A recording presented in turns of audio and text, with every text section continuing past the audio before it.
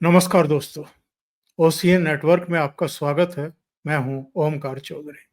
आज हम बात करेंगे उदयपुर फाइल्स फिल्म के बारे में। इसे रुकवाने के लिए काफ़ी कोशिशें की गई। जमीयत-ए-उलेमा हिंद, एक कोई जावेद नाम के सज्जन हैं, वो सुप्रीम कोर्ट पहुंच गए, जमीयत हाई कोर्ट पहुंच गई और कई राज्यों के हाई कोर्ट में दस्तक दी गई कि फिल्म का जो प्रीमियर है उसको रोका जाए और इसको रिलीज होने से ही रोक दिया जाए। प्ली क्या दी गई? कहा गया कि इससे मुसलमान भड़क सकते हैं, इससे माहौल खराब हो सकता है। और उदयपुर फाइल्स की जब हम जिक्र कर रहे हैं, चर्चा कर रहे हैं, तो हमें और आपको नहीं भूलना चाहिए कि 2022 में वहां कन्हैया दर्जी का गौस मोहम्मद और एक उसके साथी ने गला रेता था ऑन कैमरा। और माहौल क्या था? माहौल था नुपुर शर्मा के स्टेटमेंट को लेकर के। जगह जगह प्रदर्शन भी हो रहे थे, आक्रामकता भी दिखाई जा रही थी और जो नुपुर शर्मा का समर्थन कर रहे थे सोशल मीडिया पर, उनको सबक सिखाने के लिए, या जो एक तौर तरीका है इनका दहशत पैदा करना और जो इनकी आसमानी किताब का कुल मिलाकर के फलसफा है, उसको जमीन पर उतारने का। अब बड़े सवाल ये खड़े हो रहे हैं कि जो घटना हुई है उस घटना पर अगर किसी ने फिल्म बनाने, उसे रिलीज करने का साहस दिखाया है, तो सच को सामने आने से रोकने की कोशिश क्यों हो रही है? कौन डर रहा है कि सच सामने आ गया तो वो पूरी तरीके से एक्सपोज हो जाएंगे? हालांकि सरकार की तरफ से जो वकील पेश हुए हैं, उन्होंने कहा है कि ऑलरेडी उसमें 40 कट लग चुके हैं और तब ये विरोध हो रहा है। मेरे साथ जुड़ रहे हैं जाने माने फिल्म समीक्षक प्रतीक बोराडे। तो प्रतीक जी को जोड़ करके जरा इस चर्चा को आगे बढ़ाते हैं। प्रतीक जी, बहुत स्वागत है आपका। नमस्कार। ओमकार जी, आपका बहुत बहुत धन्यवाद मुझे बुलाने के लिए। ये हमारा भी और हमारे दर्शकों का भी एक खुशनसीबी है, आप जुड़े, आपने समय निकाला। तो मैं सबसे पहले तो ये जानना चाहता हूँ, हर ऐसी फिल्म से इन लोगों को परेशानी क्यों हो जाती है? इनके पेट में दर्द क्यों उठने लगता है जो सच को सामने रखने वाली होती है? कश्मीर फाइल्स हो, केरला स्टोरी हो, ऐसी बहुत सारी फिल्मों के नाम गिनाए जा सकते हैं जिनमें सच दिखाने की कोशिश की गई है। और अभी अग्निहोत्री की बंगाल फाइल्स तो आई नहीं है, दिल्ली फाइल्स तो आई नहीं है, अभी से उनकी क्रिटिसिज्म जो है वो शुरू हो चुकी है। कौन लोग हैं, इतना डरते क्यों हैं? और जो काम अब हो रहा है, ये तो पहले भी हो सकता था लेकिन किया नहीं गया, जानबूझ करके नहीं किया गया। जी। बिल्कुल सर, एक तो क्यों हो रहा है इसकी बात करके, विरोध क्यों हो रहा है ये जो आपने पूछा, तो बॉलीवुड में हमेशा से हमने देखा है कि वामपंथियों के लेफ्टिस्टों के हाथों में ही इंडस्ट्री का वर्चस्व हमेशा से रहा है। यहाँ पर जो अपने आप को बहुत मॉडर्न, सेक्युलर, प्रोग्रेसिव वगैरह दिखाने वाले जो बड़े बड़े प्रोडक्शन हाउस है, वे भी अधिकतर हमने देखा है कि अधिकतर क्या, हमेशा से वे जो थोड़ा वामपंथी विचारधारा से ले लीजिए या अपने आप को कुछ सूडो फेमिनिस्ट वगैरह जो भी बातें हैं, उनके हाथों में ही ऐसे फिल्म मेकर्स को हो, ऐसे राइटर्स को ही वे फंड करते हैं। नेशनलिस्ट विचारधारा से थोड़ा सा भी जुड़ा हुआ अगर कोई दिखता है तो उसको उठाकर ये साइड कर देते हैं। पिछले लगभग 20 वर्षों में, विशेषतः 2004 के बाद में ये हमने अधिकतर होते हुए देखा। कांग्रेस की सरकार जब 2004 में आई थी तो उसके बाद में राष्ट्रवादी विचारधारा के फिल्म मेकर्स को या एक्टर्स को कह लीजिए, चुन चुन कर साइड किया गया। तो ये और उससे पहले की भी अगर हम बात करें, 2004 से पहले भी ठीक है, उस समय कुछ 2004 के बाद में जितनी डीपली प्रॉब्लमेटिक फिल्में हमने देखी है वो उससे पहले ना भी आई हो, परंतु फिर भी जैसे कश्मीरी हिंदुओं का नरसंहार 1990 में हुआ, उस पर कभी भी चर्चा नहीं हुई, उस पर कभी फिल्म नहीं बन पाई।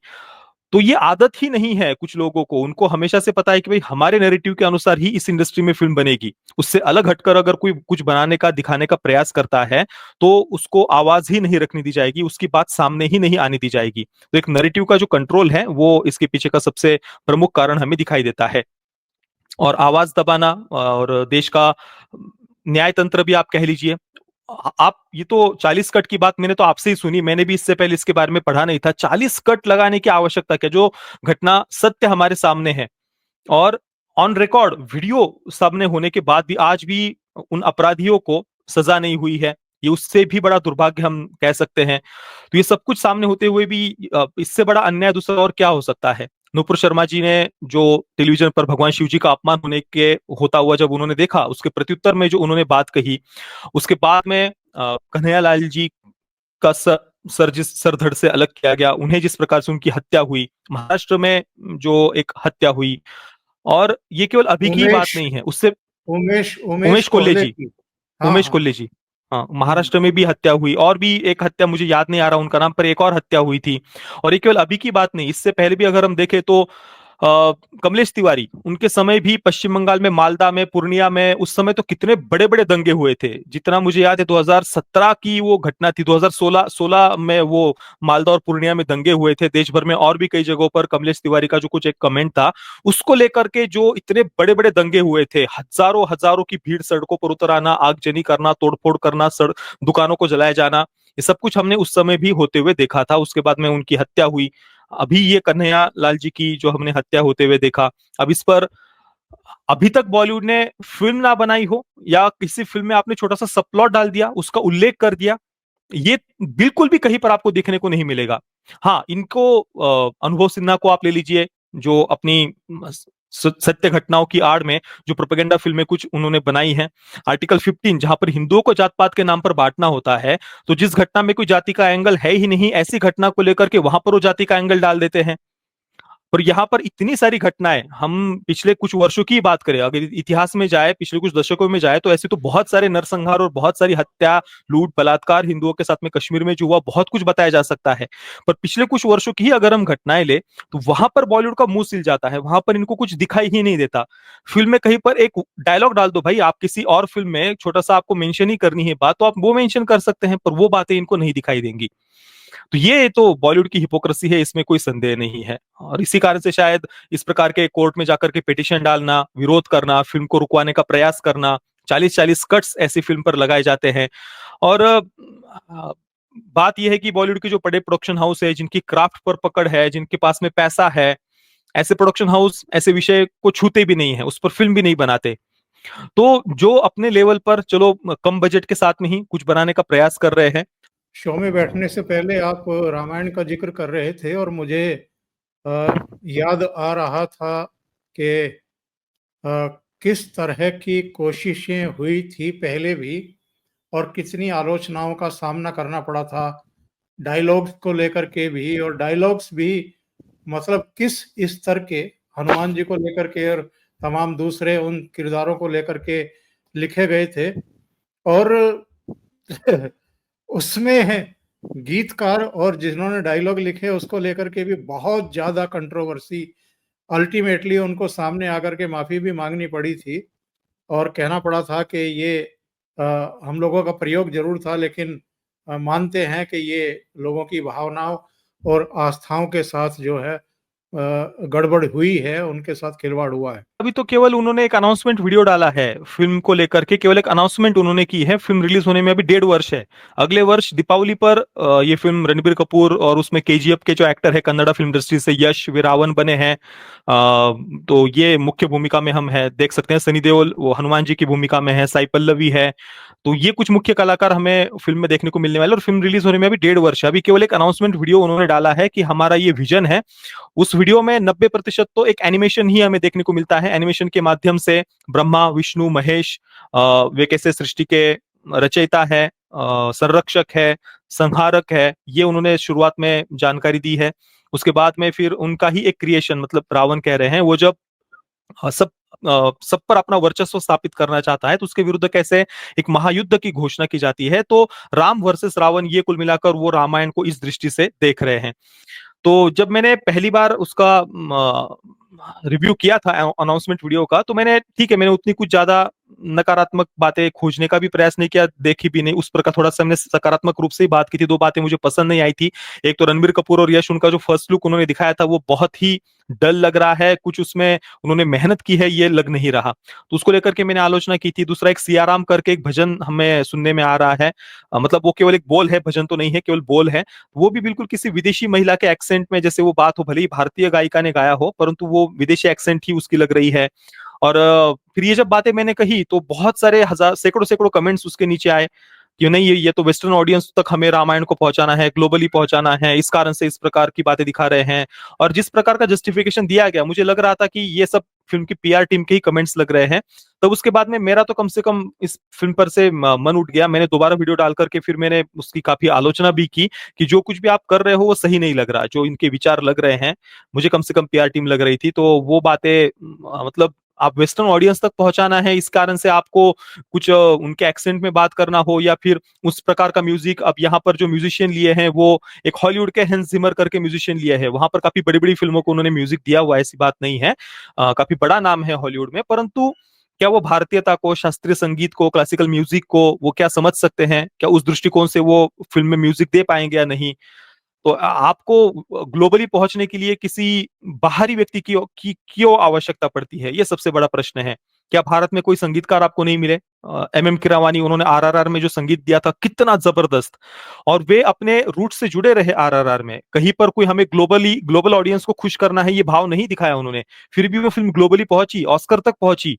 और विशेषतः उसी नाटू नाटू जो सॉन्ग है वो और उसको ऑस्कर मिला। तो जब आप अपने रूट से जुड़ते हैं, कल्चर से जुड़े रहते हैं, दूसरों को खुश करने का प्रयास नहीं करते, तो ऑब्वियसली वो चीज ग्लोबली पहुंचती है। पर यहाँ पर इस फिल्म के मेकर्स का जो इंटेंशन लग रहा है वो मुझे अभी तक तो कम से कम सही नहीं लग रहा। अब देखते हैं जब कुछ समय के बाद में इसको लेकर के टीजर वगैरह, कुछ नया सॉन्ग वगैरह आएगा, अभी तो काफी देर है फिल्म रिलीज होने में, उसके बाद में थोड़ी सी बातें और क्लियर होंगी। परंतु बॉलीवुड जिस दृष्टि से हमारे महाकाव्यों को देखता है, उनके अनुसार रामायण मतलब कुछ युद्ध है, राम वर्सेस रावण, जैसे कि हॉलीवुड में एवेंजर्स का युद्ध हो रहा है, एक तरफ विलन है, दूसरी तरफ हीरो है, उनका वॉर हो रहा है। तो यहाँ पर इनका विजन मेरे अनुसार तो यही होगा कि हम कुछ बहुत बड़े लेवल पर कुछ वॉर वगैरह, वॉर सीक्वेंसेस दिखा देंगे, धनुष वगैरह चलते हुए दिखा देंगे, ग्रैंड स्केल पर वीएफएक्स वगैरह दिखाएंगे, ये इनका दृष्टिकोण है। पर जो अपने धर्म का मूल है, रामायण की जो मूल आत्मा है, जैसे कि गुरुकुल परंपरा को आप दिखा सकते हो फिल्म के माध्यम से, हमारे हजारों वर्ष पूर्व भी भारत की जो गुरुकुल परंपरा थी, ऋषि परंपरा थी, और रामायण में भी प्रभु श्री रामचंद्र जी, हम जगह जगह पर सुनने में आता है कि जब वनवास में भी थे तो अलग अलग ऋषियों के आश्रम में वे जाते थे, वहां पर उन ऋषियों से ज्ञान प्राप्त करते थे, सेवा उन ऋषियों की करते थे। और साथ में ही जब ऋषि विश्वामित्र जब राजा दशरथ जी के पास में गए प्रभु श्री रामचंद्र जी को लेने के लिए बाल्यकाल में ही, तो वहां पर भी जो राक्षस आश्रमों पर हमला कर रहे थे, यज्ञ कुंड पर हमला कर रहे थे, यज्ञ कुंड में मांस आदि डाल रहे थे, कुल मिलाकर जो ऋषि है उनकी तपस्या में भंग कर रहे थे, ऐसे राक्षसों को का ही संहार प्रभु श्री रामचंद्र जी ने किया था। और उसके बाद में भी हमने रावण के जो अत्याचार देखने को मिलते हैं, उसके द्वारा भी इसी प्रकार से आश्रमों पर, ऋषियों पर हमले होना।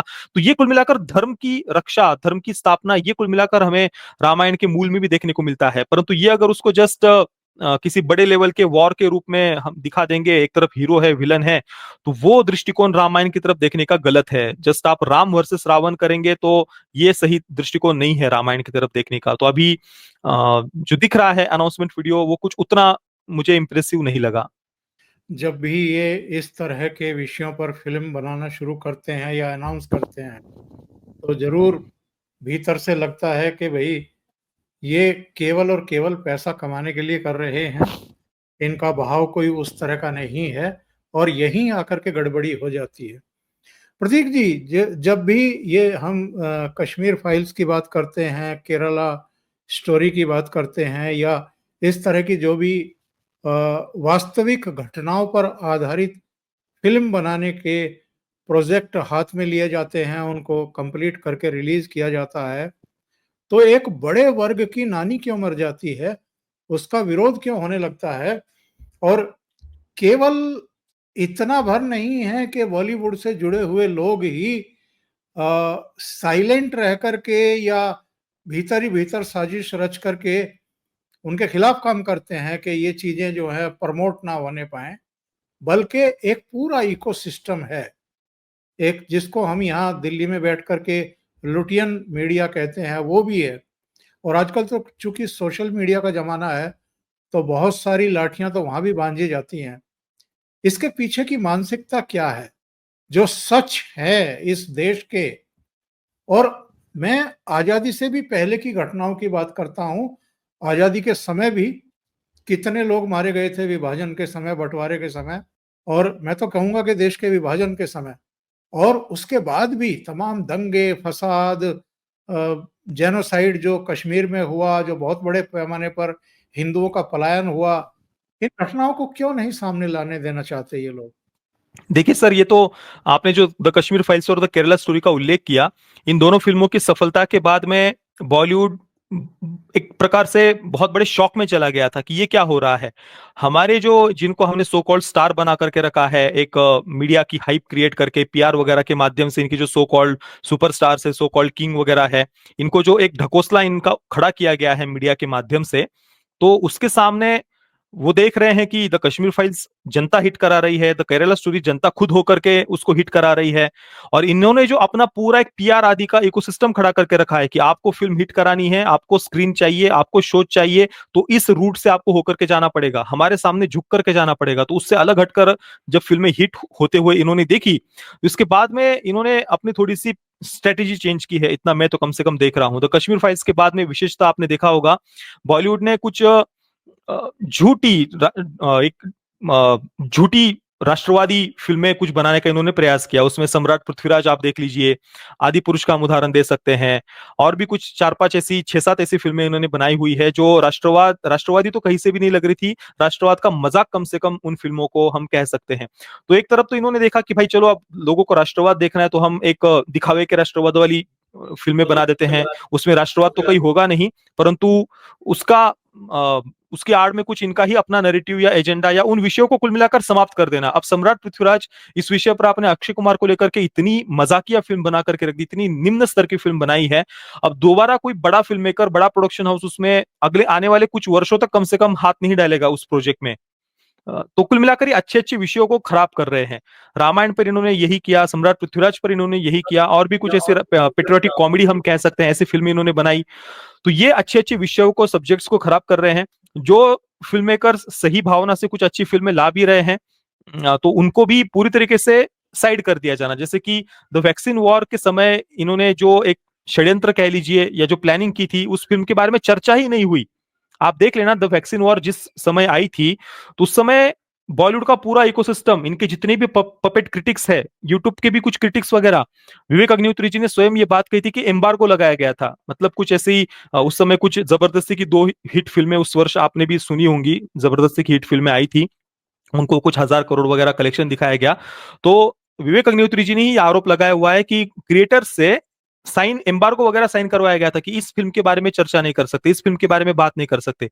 तो वैक्सीन वॉर का ना टीजर रिव्यू हुआ, ना ट्रेलर रिव्यू हुआ, ना मूवी रिव्यू हुआ, उसके बारे में चर्चा ही नहीं हुई, वो फिल्म ही गायब कर दी गई पूरे चर्चा से। तो अब इन्होंने देखा कि पिछली बार the Kashmir files, Kerala story के समय जो गलती हुई वो दोबारा नहीं करना है, तो अभी ऐसी फिल्में जब भी आती है तो ये पूरी तरीके से चिड़ी चुप हो जा रहे हैं, तो बातें नहीं हो रही है।